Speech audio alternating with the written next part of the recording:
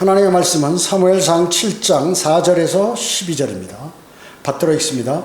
그리하여 이스라엘 자손이 바알들과 아스타롯을 치우고 주만을 섬기더라. 사무엘이 말하기를 모든 이스라엘은 미스페로 모이라.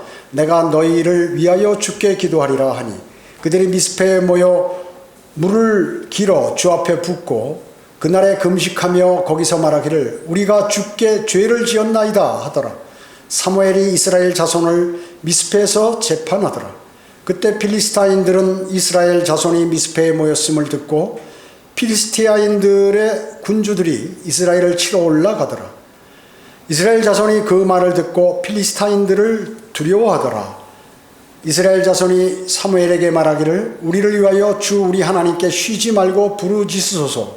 그러면 그분이 우리를 필리스티아인들의 손에서 구원하시리이다 하더라. 사무엘이 젖먹는 어린 양을 취하여 온전한 번제를 주께 드리고 이스라엘을 위하여 주께 부르짖으니 주께서 그를 들으시더라. 사무엘이 번제를 드릴 때 필리스티아인들이 이스라엘과 싸우려고 가까이 왔으나 주께서 그날에 필리스티아인들에게 큰 천둥을 일으키시어 그들을 패주시키시니 그들이 이스라엘 앞에서 패하였더라.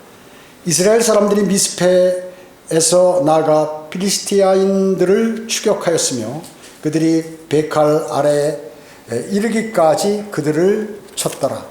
사무엘이 돌 하나를 가져다가 미스페와 센 사이에 세우고 그 이름을 에베네셀이라 하며 말하기를 주께서 여기까지 우리를 도우셨다 하더라. 이렇게 말씀하셨습니다. 자, 오늘 말씀 제목은 믿음의 대각성입니다. 믿음의 대각성.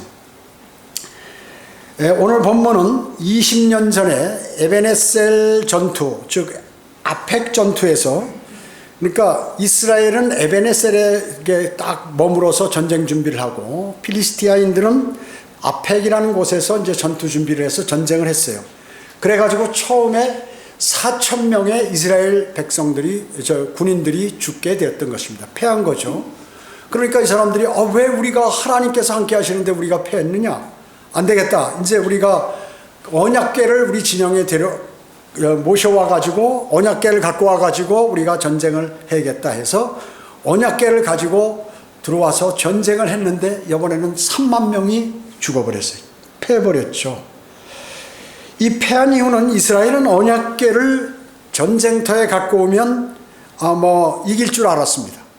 그런데 필리스타인들이 이집트인을 치셨던 그 신들이 있기 때문에, 강하기 때문에 필리스타인들이 우리가 정신을 바짝 차리고 전쟁 준비를 철저히 하자 해서 싸웠기 때문에 이스라엘이 져버린 것입니다.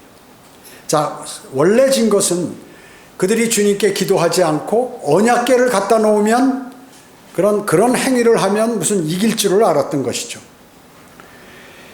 그래서 언약궤까지 빼앗겨버리고 엘리 제사장의 아들 홈니와 피누아스도 죽어버렸고, 이 소식을 들은 엘리 제사장이 그 당시에 98세였는데 대단히 이 체구가 컸어요.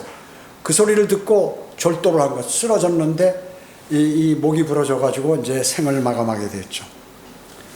그래서 언약궤까지 필리스티아인들에게 뺏겨버린 것입니다.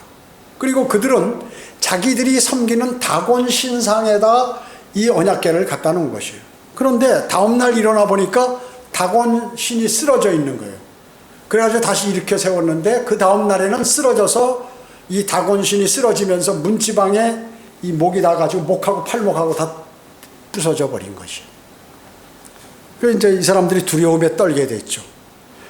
그러므로 이 사람들은 지금까지도 문지방을 밟지 못하게 이렇게 한 것입니다. 우리 한국에도 그런 풍습이 있었어요. 제가 어렸을 때 어른들이 뭐라고 그러냐면 주변에서 문지방 밟으면 재수 없으니까 절대 문지방 밟지 말라, 그런 것이. 이게 다 여기서 나온 것이에요. 성경에서. 다곤신은 뭐예요? 물고기신.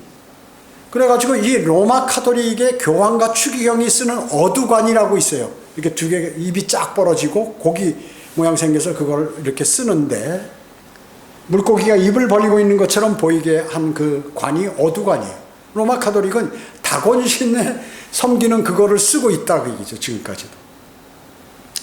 그래서 이 필리스티아인들이 이제 이것을 언약궤를 거기서 그 다곤 신상이 있는 데서 옮겨가지고 아스도디라는 그 장소에다 갖다 놨는데 그 동네 거기 그 성읍의 사람들이 모두 악성 종기가 나가지고 전부 병이 들어버린 거예요. 놀래가지고 그걸 또 다시 다른 도시인 가드로 옮겼는데 거기도 또 그 일이 벌어지게 됐어요.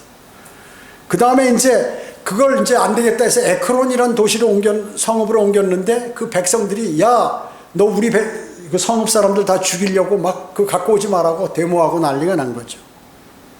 그러니까 7달 동안 필리스티아인들의 지역에 그 언약궤가 있었다 그 말씀이죠. 그 언약궤가 있었는데 그러면 이제 필리스타인들이 그 자기들도 그 제사장들이 있잖아요.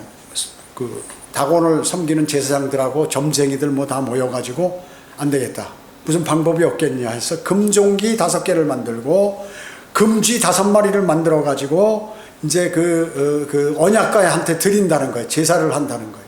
그리고 새로운 수레를 만들고 이제 새끼를 난 젖을 이렇게 줄 수 있는 그 암소를 2마리가 앞에서 끌고 거기다 얹어서 이거를 이스라엘로 보내버리자. 그러면 우리에게서 재앙이 떠날 버릴 것이다. 라고 이제 이들이 그렇게 한 것입니다. 그래서 베세메스인들이 이제 그것들을 그게 왔을 때 처음에는 번제와 희생제를 막 드렸는데 거기서 어떤 사람이 그 사람들이 언약궤를 쳐다본 거예요. 들어가서. 그래가지고 5만 70명이나 죽어버렸어요. 거기서도. 그래가지고 이게 언약궤가 다시 키랏 여아림이라는 그러한 성읍으로 옮기게 되었어요. 그래서 거기에 아비나답이라는 사람의 집에 그거를 보관했어요. 두려워서 이 언약궤가 성읍으로도 못 갖고 오고 함부로 손을 못 대는 거예요. 무서워서. 그래서 그 아미나답 사람의 집에서 20년간 거기서 있었던 것이에요.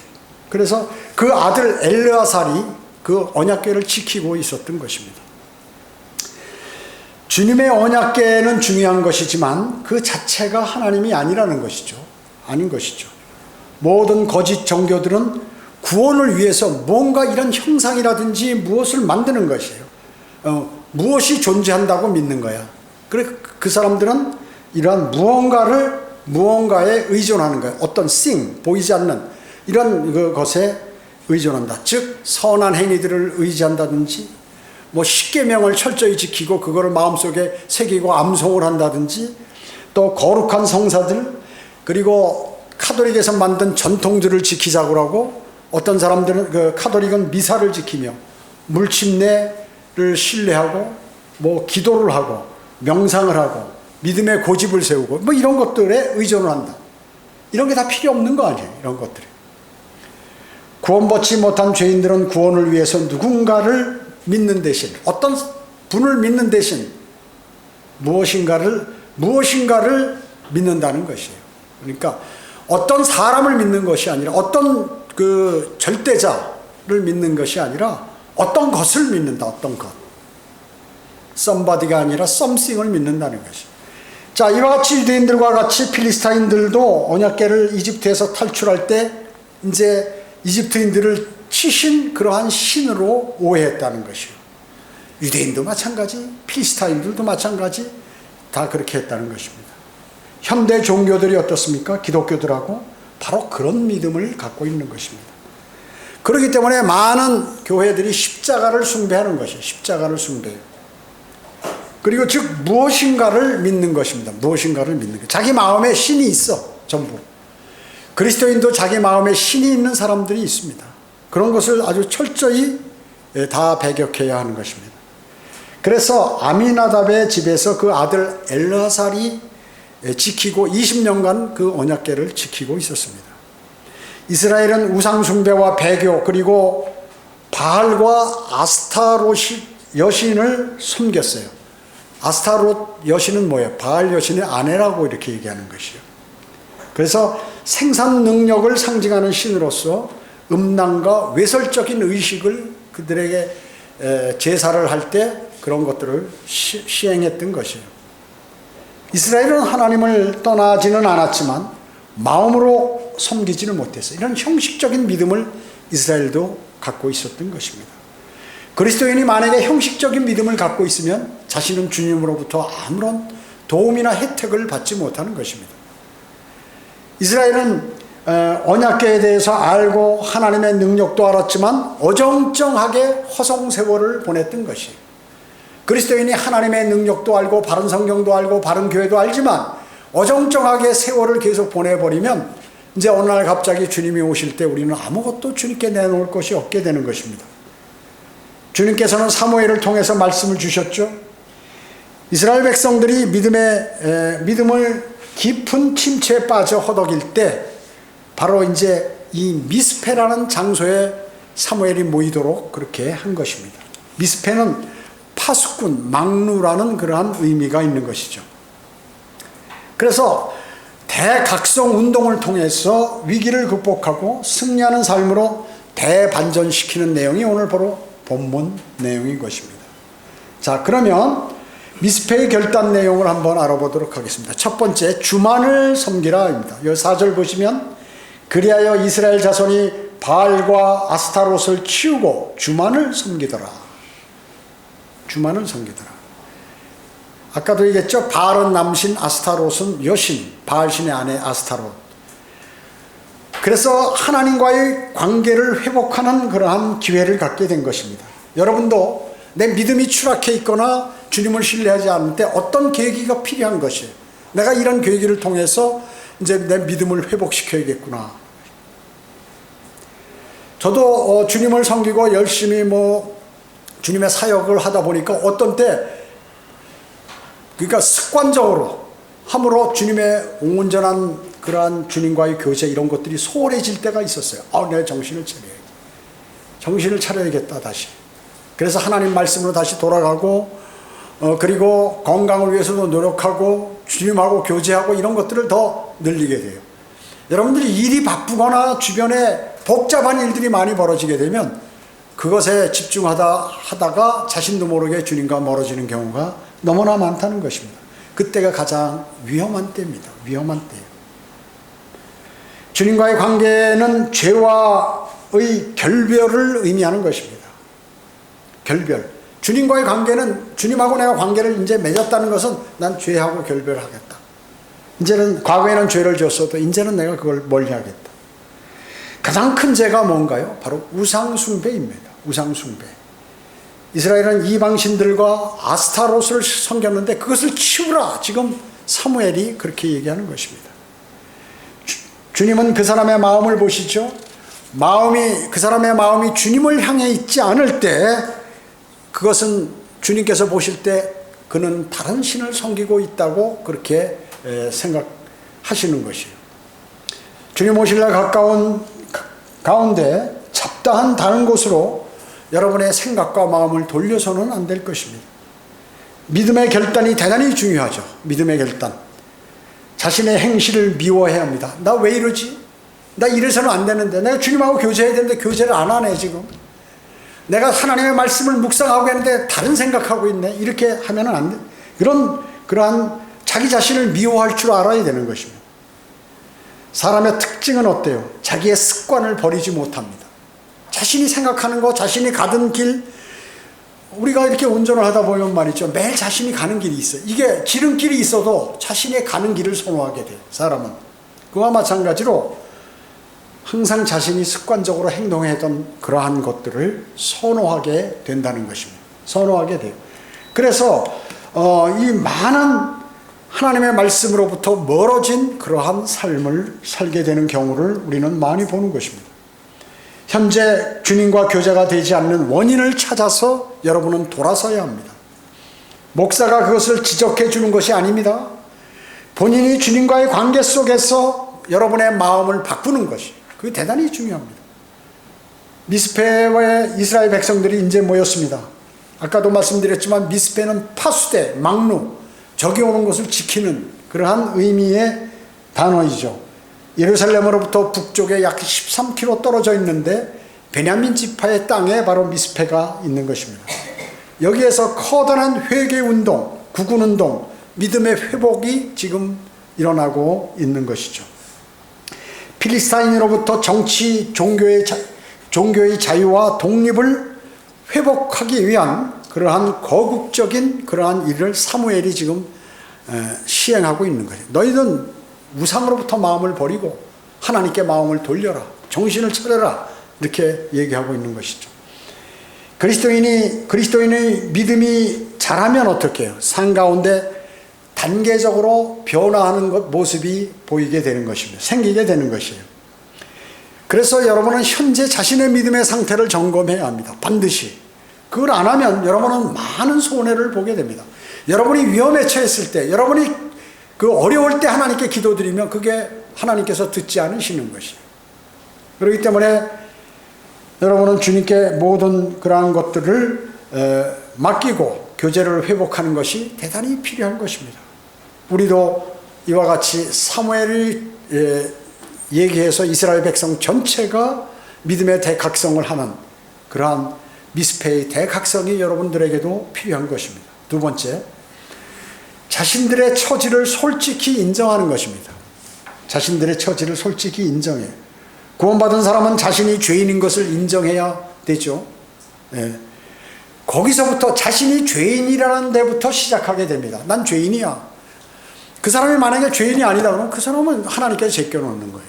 성경은 뭐라고 말씀하셨어요? 의인은 없나니 없도다, 한 사람도 없도다. 모두가 죄인이라고 얘기하는데 나 죄 없다고 얘기하는 거죠. 그 사람은 하나님 주님께 가까이 갈 자격이 없는 사람이에요. 자신이 죄인이라고 생각하지 않는 사람은 구원받을 자격이 없는 사람이죠. 구원받지 못합니다, 그 사람은. 그 솔직하게 죄인을 임을 시인하는 것에부터 자신이 이제 시작하는 것입니다. 환자는 어때요? 나 환자야. 그렇기 때문에 내 지금 이 상태에 맞는 무슨 그 주님과의 교제, 또 치료 방법 이런 것들을 택해야겠죠. 지금 몸에 병이 들어있는데 환자인지 모르고 그냥 계속 살아버리면 어떻게 해요? 일찍 죽어버리게 되죠, 사람이요. 빨리 발견해서 그걸 조치를 해야 되는데 하지 못하면 악화돼서 나중에 생을 마감하게 되죠. 그리고 생을 마감하지 않는다 하더라도 어려움에 처하게 됩니다. 건강에. 병들어 있는 삶을 답습하고 있다면 하루속히 하나님께 돌아서야 돼요. 영적으로 내가 병들어 있다면 빨리 돌아서야죠. 치료해야죠, 그걸. 본문 6절을 보시기 바랍니다. 그들이 미스페에 모여 물을 길어 주 앞에 붓고 그날에 금식하며 거기서 말하기를 우리가 주께 죄를 지었나이다 하더라. 사무엘이 이스라엘 자손을 미스페에서 재판하더라. 그래서 죄 지은 사람 이제 거기서 재판하며 우리 모두가 죄를 지었다고 그렇게 얘기하는 것입니다. 물을 길어 붓는다는 것은 뭐예요? 마음을 전부 이렇게 내어놓고 회개한다 하라는 뜻입니다. 그리고 금식은 진정 내가 겸손해. 여러분은 금식하면 어때? 힘이 없지, 사람이. 먹질 않으니까 활동하기도 어렵고 힘이 없어요. 보통 때는 막 그냥 육신이 발동을 하는데 금식을 쭉 하게 되면 발동하려도 힘이 없어서 그냥 웬만하면 참아. 화를 내려고도 참고 뭐 일을 막 돌아다니면서 죄를 지려고 하도 아유 나 힘도 없어서 못 돌아다녀. 그렇게 되는 것이거든요. 그래서 금식을 했다는 진정 자신이 겸손한 상태로 주님께 회개한다는 것입니다. 이스라엘의 반응은 어떻습니까? 모두가 돌아섰어요. 참 이스라엘의 장점은 바로 이거야. 무슨 일이 있어서 잘못했다고 그러면 바로 돌아서. 이건 하나님께서 이렇게 말씀하신다 하면 그걸 꼭 신뢰를 한다 그 말씀이죠. 사무엘이 그러니까 하나님께 기도를 드렸죠. 예. 그래서 이스라엘 모두 같이 함께 기도한 것입니다. 그래서 사실 사무엘은 중보자의 역할을 하죠. 지금 신약시대의 중보자는 예수 그리스도 한 분입니다. 그렇기 때문에 이제 그 사무엘이 번제를 그 당시에는 이제 주님이 안 계시니까 또 거듭난 사람도 없고 하니까 이제 제사장 임무를 선지자 제사장인 임무를 수행했던 그 전에는 왕까지 했죠. 재판관까지 했으니까요.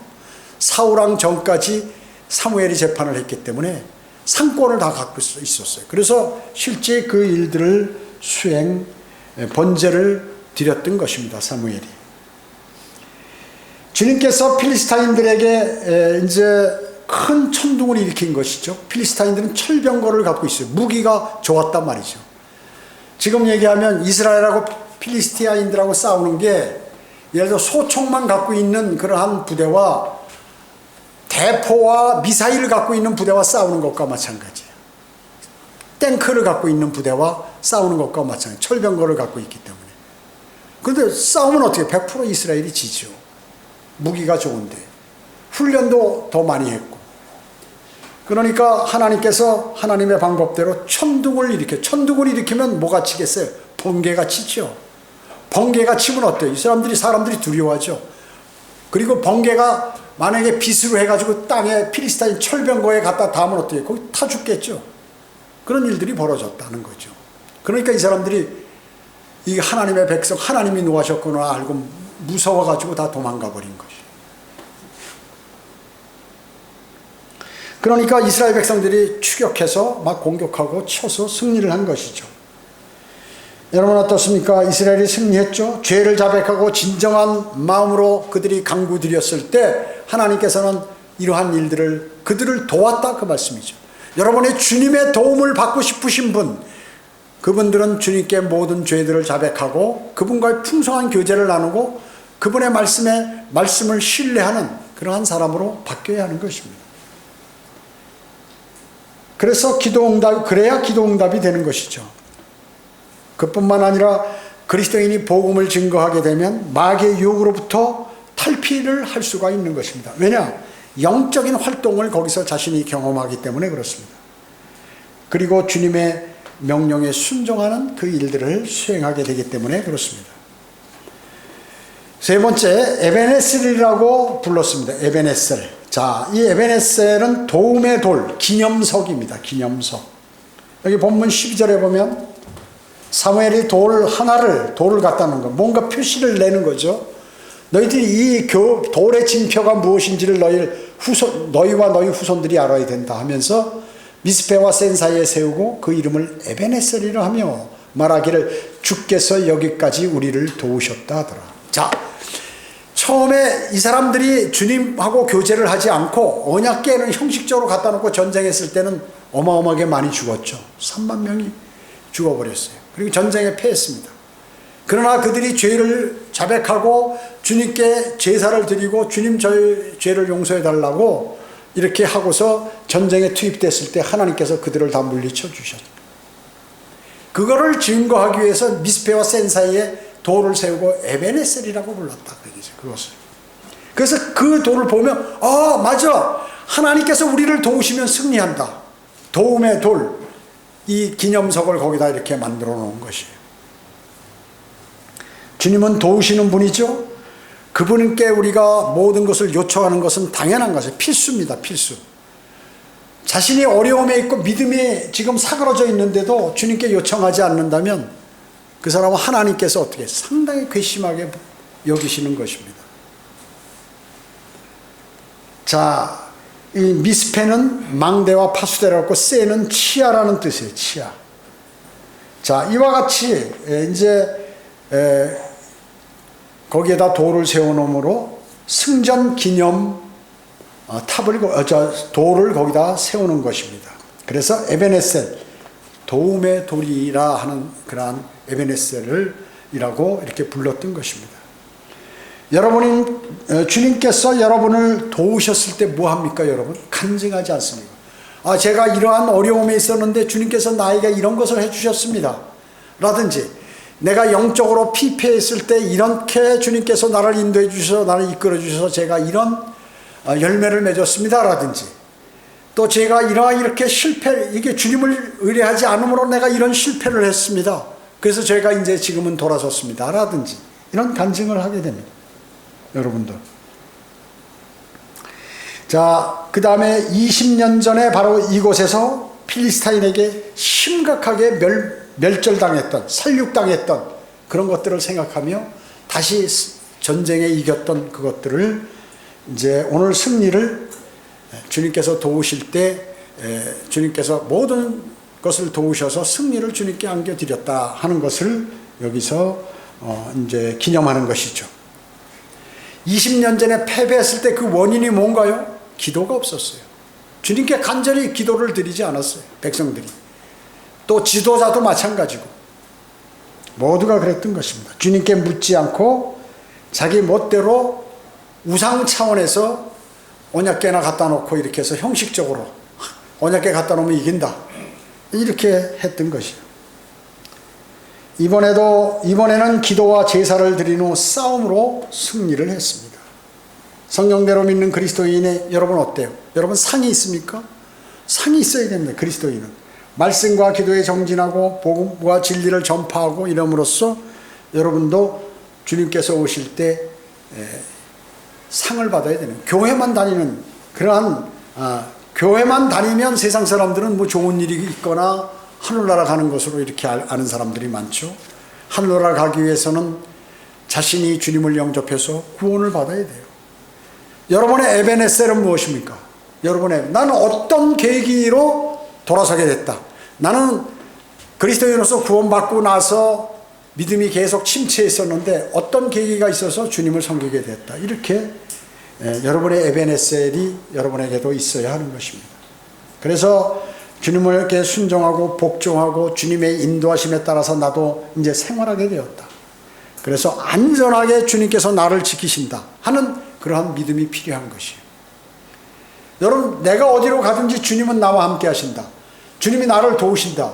내가 지금 어려운 가운데 있고 질병 가운데 있어도 주님이 나를 도우신다는 확신이 여러분 안에 꼭 필요한 것입니다. 에베네셀에서 승리 후 이스라엘은 평안을 누리게 되었죠. 평안을 누리게 되었습니다.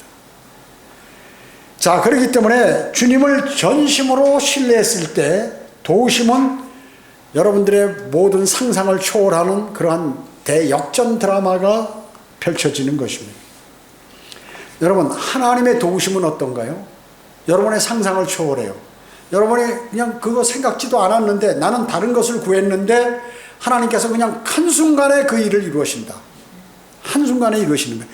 하나님께서 무엇을 해주실 때 단계적으로 하나씩 이렇게 해주시는 게 아니라, 믿음은 그렇게 잘하도록 유도하시지만 여러분의 기도에 응답하시다면 한순간에 그냥 그대로 충격적으로 여러분에게 이렇게 기도에 응답하시는 것이에요.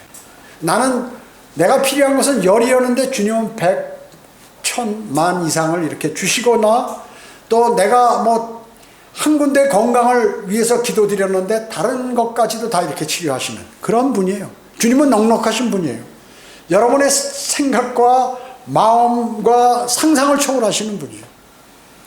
그리고 여러분은 그 일을 수행하려면, 내 일이 잘 되거나 나에게 도움되거나 하려면 뭐 3년이고 5년이고 10년이고 기다릴 것이다. 아니, 주님은 그 자리에서 하실 수 있는 분이에요.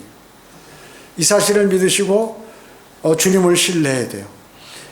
여러분 어떻습니까? 성경대로 믿는 그리스도인이 세상 기독교인들로부터 환송을 받습니까? 그렇지 않아요. 여러분이 나가서 복음과 진리를 전파할 때 여러분에게 매일 당신 나에게 복음을 전해주는, 내가 오늘 당신을 우리 한국에서 가장 큰 식당에 당신을 초대해서 당신을 대접하겠습니다, 이럽니까? 아니면 여러분들에게 매일 전화로 감사하다고 인사를 합니까? 아니에요. 여러분들 비웃고 힘들고 괴롭고 따돌리고 이렇게 하잖아요. 자, 그런 것들을 이기고 나가는 그 원동력이 뭐냐면 주님과의 풍성한 교제를 나누는 것이에요. 근데 그것을 당해야 면류관을 받는데 그런 게 전혀 없어, 나는. 구원받고 나서 주님으로부터, 뭐 세상으로부터 누구 주님을 증거하면서 한 번도 욕먹은 적도 없고, 만약에 이런다면 참 심각한 것이에요. 그리스도인으로서. 면류관은 뭐예요? 고난과 바꾸는 게 면류관이에요. 그러면 내가 구원받고 그리스도인으로서 성경대로 믿는 사람한테 나 저 고난을 받아야겠습니까? 아니, 전 그런 얘기를, 세상적인 고난을 얘기하는 게 아니에요. 주님을 섬기면서 받는 어려움이나 곤란함, 손해나는 것, 이것을 제가 말씀을 드리는 것이. 여러분이 주님께 받은 것은 뭐예요? 어마어마한 큰 은혜를 받았죠. 영원한 생명. 그 영원한 생명이 얼마나 크고 존귀하다는 걸 모르는 그리스도인은 그리스도인의 삶을 살 수 없어요. 절대로. 왜냐? 그 작게 보이는 것이기 때문에. 크게 보인다면 주님이 정말 대단하다고 나에게 선물을 주셨다고 얘기할 텐데, 뭐 별거 아닌 구원, 지옥에 안 가는 선물인데 이거 이렇게 말로. 그럼 그 사람이 그 지옥의 심각성에 대해서 알고 있을까요? 그 사람은 거기서부터 나를 건져 구원해 주신 그 주님의 은혜를 대단하다고 생각할까요? 아니면 주님의 은혜가 대단하지 않다고 생각하는 사람들이 이 세상 교회에 다니는 사람들이에요. 구원받지 않은 사람들이 하는 그 마음이 뭐냐면 주님의 은혜가 뭐 별로 크지 않다. 그렇기 때문에 그냥 교회나 내가 나가주고 출석해주고 뭐 이렇게 생각하는 거예요. 그래서 일반 교회는 말이죠. 누구에게 교회 오라 안 나오면 막 전 교인들이 그 집에 가서 막 진치고 앉아가지고 방문하고 전화하고 막 이러잖아요.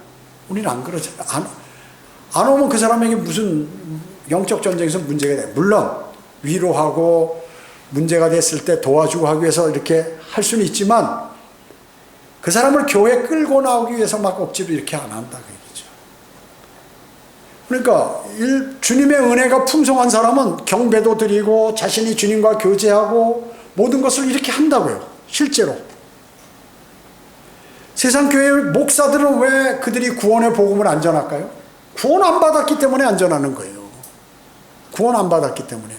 목사의 임무가 뭐예요? 목사가 임무가 최소한 자기 교회에 있는 사람, 다른 사람은 몰라도 교회에 있는 사람에게 복음을 전해야 될 거 아니에요.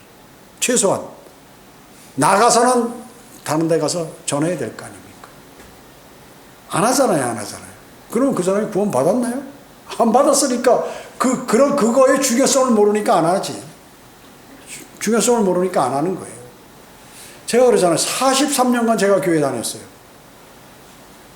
제 증조 할아버지부터 교회 다녔다. 그래서 그러니까 교회 습관적으로 나갔어요. 저도 계속. 그리고 제가 이렇게 군 생활을 하기 때문에 여기저기 1년마다 한 번씩 옮기기 때문에 전국 지역을 그 가까운 교회에 나간다. 근데 그 목사들하고 대단히 친했어요. 뭐 식사도 하고 뭐 이렇게 많이 친했단 말이죠. 근데 그 사람들이 이때까지 43년간 그 뭐야 그 사람들 말이죠. 나는 이때까지 영원한 생명으로 저는 몰랐어요. 그게 사실. 몰랐으니까 그렇게 사는가 보다. 그러면 목사는 적어도 자기가 신학교 나오고 뭐 성경을 많이 공부하고 하나님과 가까이 기도했으면 복음은 그 생명을 살려야지. 교회 임무가 첫 번째 큰 게 그건데. 그리고 뭐 나서 주님과의 경배하고 주님의 이름을 높이고 이런 일들을 수행하는데 선교하고. 가장 중요한 것을 안 하고 뭘 했냐고 얘기죠. 이때까지. 제가 어제 우리 가족들에게 설교했는데 저보고서 너희들 다니는 교회, 당신들이 다니는 교회 목사들하고 우리 한국의 90%의 목사들이 구원 안 받았다. 구원 안 받았다고 얘기해요. 그리고 당신들이 쓰는 성경에는 13구절이나 없음이라는 게 있다. 그거 갖고는 알 수가 없다. 알 수가 없다. 아니 목사가 하늘나라 지옥이 있는 확신도 없고 자신도 어떻게 그 하늘나라 갈 수 있는지 구원에 대한 확신과 그리고 앞으로 하나님께서 성경에 뭐라고 말씀하고 앞으로 무슨 일이 벌어진다는 것도 모르는 사람이 어떻게 그 목사 일을 수행하고 있느냐. 정신을 차리라고 말이죠. 여기 지금 우리가 여기 무덤 있는 데서 오는 게 절하고 온 것이 아니라 그거를 바로 생각해야 된다. 믿음의 선진들이 어떻게 주님을 섬기고 지금 하늘나라가 있는지 그들이 진정 바라는 것이 무엇인지를 알아야 된다. 이게 그러고 교회라고 건들건들대리고 어느 교회 목사님 아시냐고 큰 교회 목사님 아시냐고 이런 소리는 하고 말이죠. 제가 그런 사람이 목사 아니라고 취급 안 한다고요. 취급 안 한다고.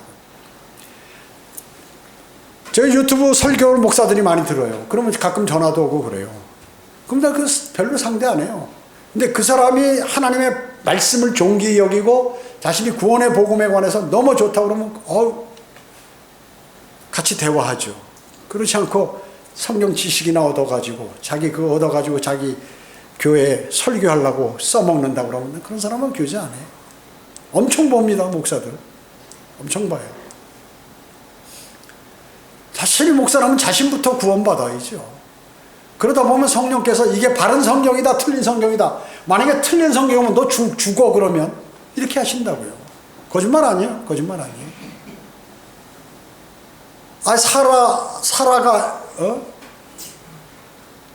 사라가 그 파라오가 말이죠. 자기 아내를 삼으려고 그러고 그리고 곳곳에 갈 때마다 거기 강한 그 왕들이 말이죠. 아내를 삼으려고 그러잖아요. 그러니까 하나님께서 개입하시잖아요. 너 어디서 손대려고 그래? 그렇게 얘기하는 것이죠. 그러니까 무서워서 못하는 거예요. 그러니까 제발 여기서 떠나라. 근데 보물까지 다 줄 테니까 빨리 가라고. 그래가지고 부자가 됐어요. 아브라함이. 이집트에 갔다 오느라고. 부자가 된 것이. 더 부자가 됐어요. 자, 그렇기 때문에 수많은 사람들이 멸망으로 가고 영원한 생명을 모르는 거예요. 그것을 전하지 않아요. 여러분들은 그럼 어떤 분들이냐? 주님을 영접했다. 그러면 주님의 위대하심을 알아야죠. 주님의 말씀의 위대하심을 알아야 돼.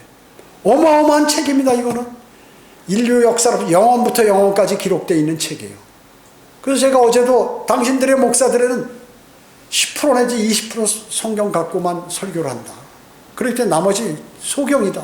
모른다. 정신을 차리라고 말이죠. 어제는요, 바짝 정신을 차려서 듣더라고요. 전부 눈을 부릅뜨고. 옛날에는 뒤에서 막 이러고 왔다 갔다 하고 말이야. 눈 다른 데 돌리고 이러더니 그런 것이.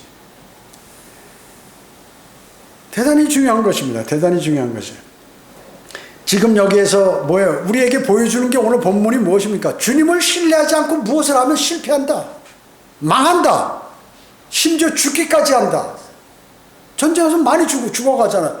그들이 주님을 신뢰하고 주님 도와달라고 그러면 한 명도 안 죽었을 거예요. 그 다음 전쟁은 어때요? 주님께서 그냥 얘네들이 가서 칼 가지고 활 가지고 할 필요도 없어. 그냥 천둥으로 그냥 쳐서 그냥 내리치니까 걸음만 알 살려고 막 도망가고 병거들 다 놓고 막 도망가 살라고 말이죠. 간단하잖아요. 한순간에 그냥 끝나죠. 여러 가지 이렇게 잡다하게 설명하고 이러지 않잖아요. 하나만 딱 해버리면 끝나는 것이에요. 여러분 도우시는 것도 주님께서 한 번에 그냥 탕 하면 끝나는 거예요. 그 도움을 받으시려면 그런 믿음이 있어야 그 그릇을 만들어놔야 거기다 주님께서 담아주시는 거예요. 그릇이 없고 깨져 있으면 그냥 다 새버리는데 어떻게 주시겠어요? 오늘 말씀은 미스페와 센 사이에 돌 하나를 세우고 그의 이름을 에베네셀이라고 했습니다. 주님께서 여기까지 우리를 도우셨다. 주님은 도우시는 분이다 하는 것을 자기 백성들에게 알려준 것이에요. 여러분을 도우시는 분은 주님이십니다. 이때까지 주님의 도우심이 적었다면 여러분도 미스페와 같이 믿음의 대각성을 통하여 굳건한 영적 전쟁에서 승리를 하셔야 돼요. 꼭 승리를 하셔야 됩니다. 그것을 오늘 주님은 간절히 원하시는 것입니다. 기도하겠습니다. 주님 감사합니다. 저희들 오늘 주님의 위대하신 말씀을 마음속에 새겼습니다. 이스라엘 백성이 주님을 섬기고 또 주님을 찬양하고 자신의 죄들을 자백하고 했을 때 전쟁에서 과거에는 패했지만 승리함으로 미스페와 센 사이에 사무엘이 돌 하나를 세우고 그의 이름을 에베네셀이라고 주님께서 여기까지 우리를 도우셨다고 이렇게 하였습니다. 그래서 이스라엘 백성들은 그 돌을 보면 매일 그것을 알았습니다. 자기의 믿음을 다시 각성시키는 계기가 되었습니다. 우리도 우리 삶에 있어서 어려움이 많이 있습니다. 그 어려울 때 주님께서 도와주셨고 기도에 응답해 주셨던 것을 생각하고 다시는 주님으로부터 멀어져서 다른 곳으로 가지 않도록 저희를 인도해 주시기를 간절히 기도를 드립니다. 은혜 감사드리오며 다시 오셔서 저희를 데려가실 주 예수 그리스도의 이름으로 기도드립니다. 아멘.